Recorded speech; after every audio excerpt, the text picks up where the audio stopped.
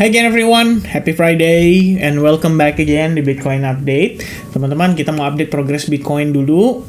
Dan semalam kita udah bahas sekilas ya seputar Ethereum dan gimana Ethereum setelahnya.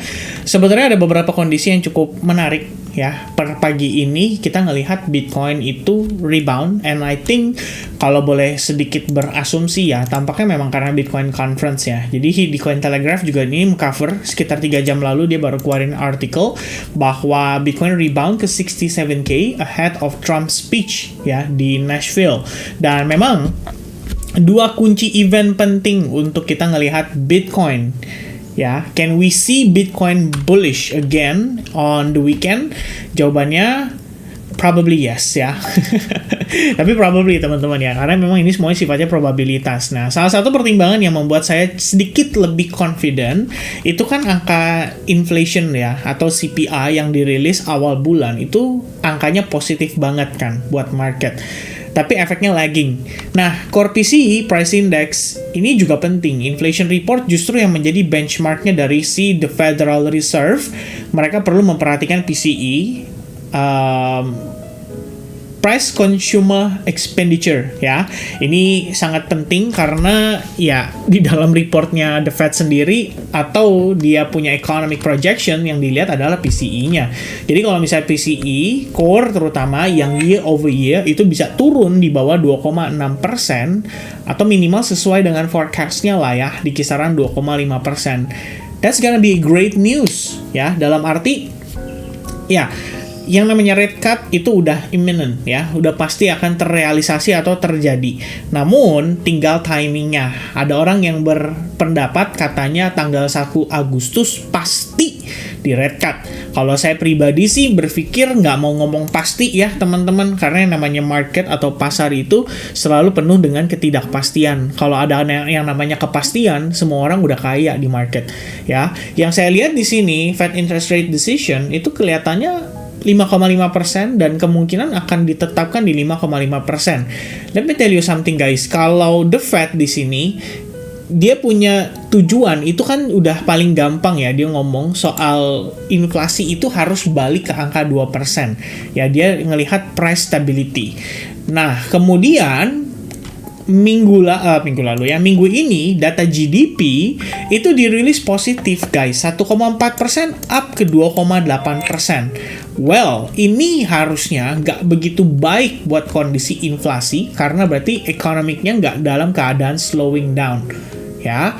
Dan otomatis dengan GDP yang di angka cukup tinggi ini, The Fed punya kekuatan untuk ngomong nanti di pertemuan pada Agustus mendatang ya, tepatnya tanggal 1. Ini kalau saya boleh sedikit berspekulasi teman-teman, kelihatannya Jerome Powell bisa ngomong kalau kita tuh nggak ada agenda untuk resesi ekonomi gitu loh. Ini udah confirm soft landing. Why? Karena inflation kita turun dengan baik, suku bunga kita pertahankan tetap di angka 5,5%, tapi nyatanya data tenaga kerja masih ya udah mulai cooling down sih dia bilangnya. Kemudian GDP ini angkanya masih bagus, masih positif.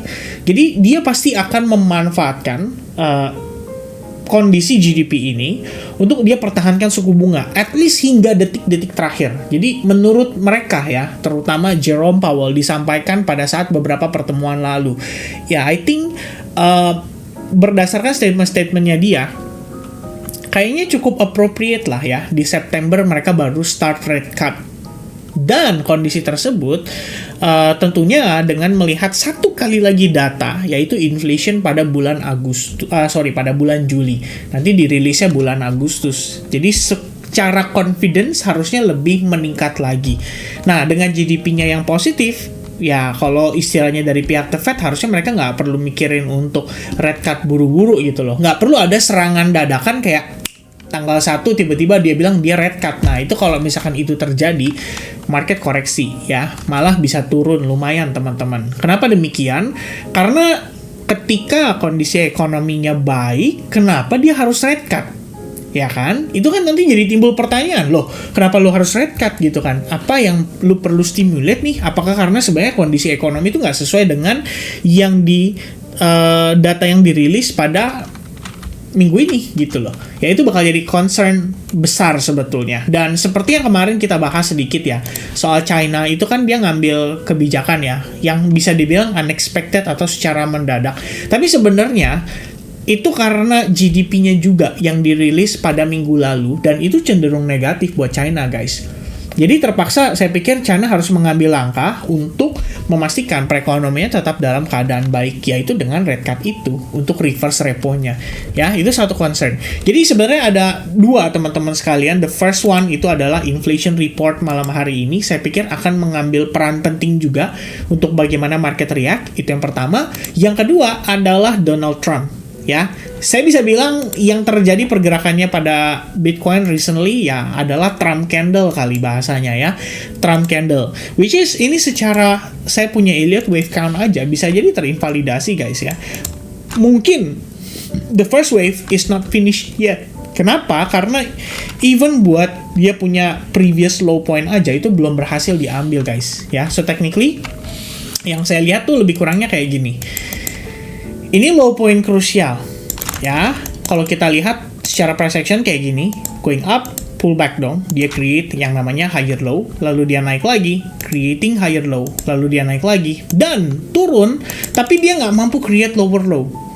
Ya, mungkin yang skeptical akan berpikir kayak, tunggu dulu Vin, bagaimana jika ini adalah head and shoulders? Ya, ada possibility itu, kalau kamu mau tambahkan gitu ya, di dalam pertimbangan yang kamu lihat saat ini. Namun, yang juga nggak kalah pentingnya, ini SNR ya, daily time frame. Resistance, di sini ternyata menjadi support dengan cukup baik.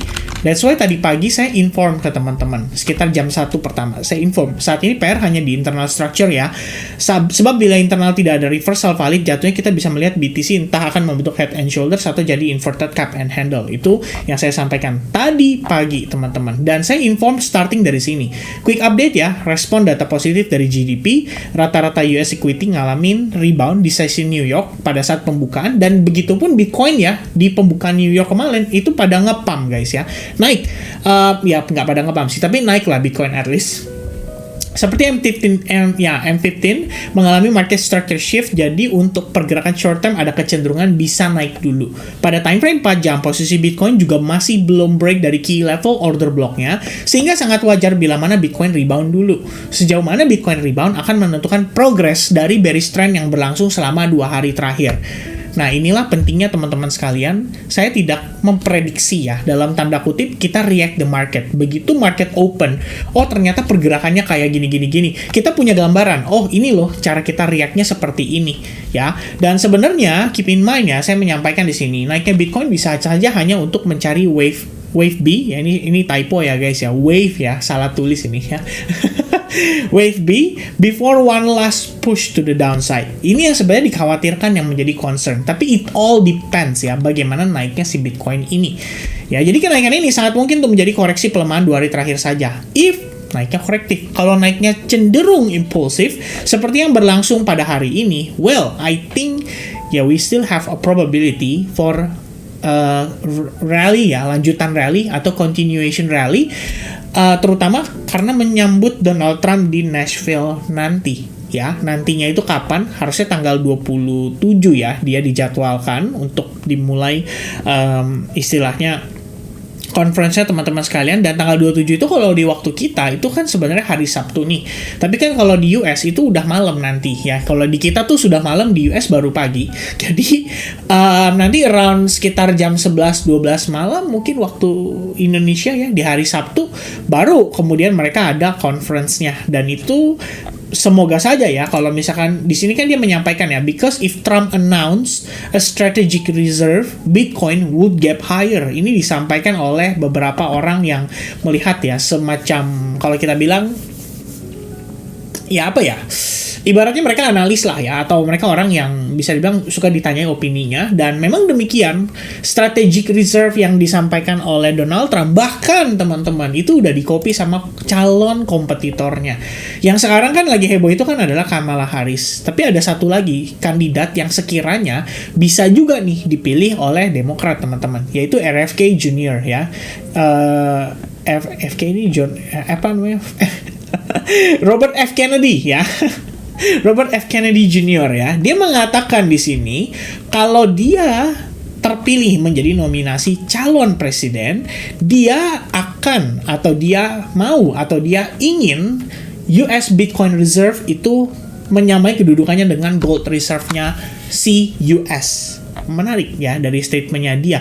Kalau misalkan saat ini ya, at current price, that's 615 billion worth of gold.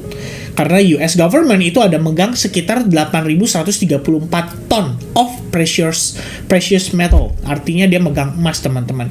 Kalau misalkan menyamai dengan value tersebut, maka butuh 9,4 juta Bitcoin di harga saat ini. Atau lebih, atau mendekati 45% supply dari yang sudah pernah di mining sebelumnya.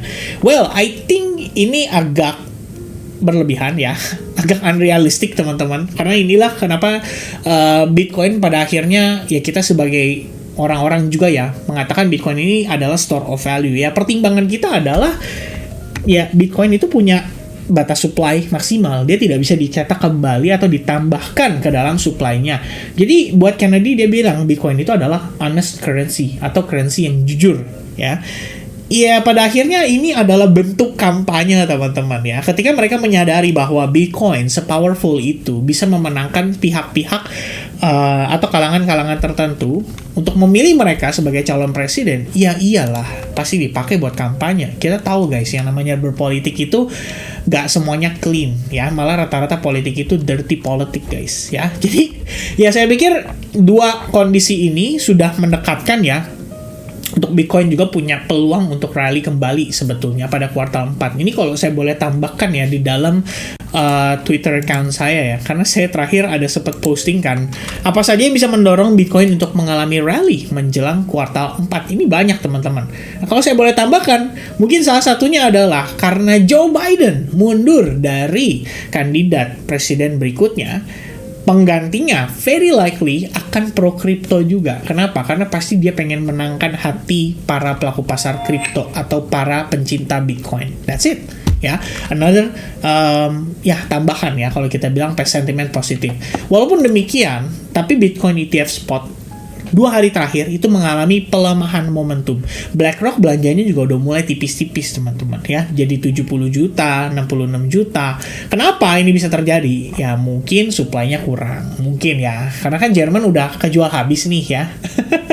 Waktu Jerman lagi jualan, mereka kalem aja, diem-diem dulu. Tunggu orang-orang pada ikut panik jualan. Mumpung Jerman lagi jualan kan harusnya narik nih orang-orang buat ikut sell the news juga ya kan. Ngikutin kepanikan pasar. Nah, mungkin BlackRock chill dulu, chill. Tiba-tiba kita bom nih ya, jepret, belanjanya banyak, abis itu slow down lagi. Kenapa? Ya, mungkin supply-nya kurang. Ya, nggak tahu teman-teman sekalian.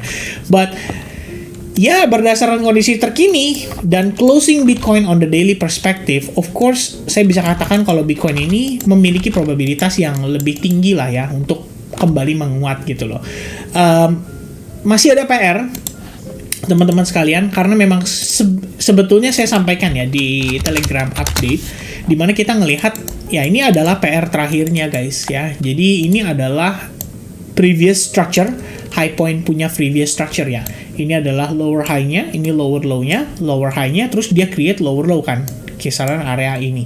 Which is, ini tuh penting guys, harus diambil total, dalam tanda kutip, dia harus bener-bener break impulse, bermain di atasnya gitu loh. Ya, let's say katakanlah 67.500, 68.000 aja itu udah cakep banget. Ketika itu terjadi, any pullback after that, itu harusnya menjadi potensi untuk dia higher low-nya. Ya, kalau misalkan kita cuma kayak begini, ini jatuhnya apa? Berpotensi malah jadi fake out. Kalau ini fake out, maka yang saya bilang terakhir teman-teman, potensi wave B itu masih ada. Jadi kita bisa concern untuk potential lower low after that. Saya nggak tahu apa yang bisa jadi triggernya. Apakah sell the news event, apakah inflation report nanti malam ternyata mengecewakan. Tapi kondisi-kondisi itu bisa menjadi triggernya. Jadi saya rasa kalau untuk saat ini teman-teman sekalian, altcoins Bitcoin dominance-nya naik. Oke, break terhadap key level resistance. of course money flow berarti berpindah ke Bitcoin. Saya nggak heran Bitcoin nanjak sampai segini banyak, yaitu karena faktor money flow-nya juga berpindah nih ke Bitcoin ya. Setelah semuanya kemarin mungkin bermain di altcoins. Kemudian USDT dominance sebetulnya juga nunjukin kondisi yang pretty much bearish. Cuman kalau untuk posisi per saat ini banget, saya masih ada concern untuk sekali rebound lagi. Nah, pertanyaannya adalah ketika dia rebound ini jadi lower high nggak? Kalau ini jadi lower high, oke, good ya. It means market itu ready to go ya. Kalau misalkan saya bisa bilang teman-teman sekalian, berarti berbicara progres Bitcoin saat ini, there's a very likely scenario bahwa kita di sini sedang berproses meng-create higher high, dan any pullback setelahnya, ya seperti yang tadi saya katakan, mungkin teman-teman bisa cari beberapa key level ya. Seperti di sini, misalkan ya untuk time frame perspektif 4 jam. Kalau 4 jam sih, ini naiknya langsung ya, bet ya. Hanya butuh waktu 3 candle aja, which is 3 kali 4 berarti ya 12 jam lebih kurangnya untuk dia rally. Bahkan ini hanya butuh 2 candle aja guys. So the most important order block atau the most important area yang berpotensi jadi demand-nya itu jatuhnya ada di range area ini. Ya, ini saya marking dengan warna biru. Oke, sedikit di tengah-tengah itu sebenarnya berfungsi untuk time frame 1 jam. Kita bisa lihat ini previousnya adalah supply, sehingga dia ketika di flip, retest, langsung mantul naik lagi. Jadi momentumnya cukup kuat nih kalau kita ngelihat saat ini.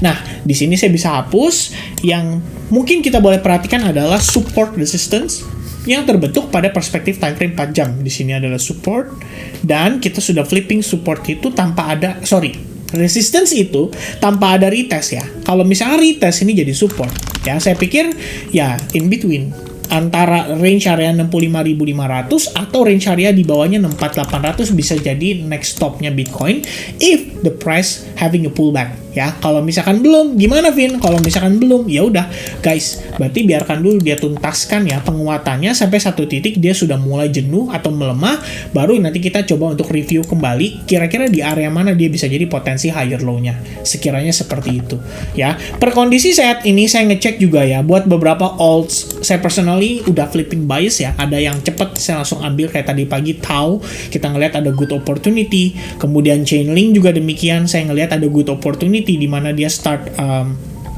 kalau kita ngelihat sebenarnya patokannya dari time frame besar sih. Nah, ini dia teman-teman sekalian ya. Patokannya dari time frame besar. Ya, take a look at this level. Itu terdapat order block, dapat reaction berupa bullishing goal, habis itu mantul gitu kan. Tapi sekarang mantulnya juga nggak signifikan banget karena technically dia masih ketahan nih di bawah SNR ini gitu loh.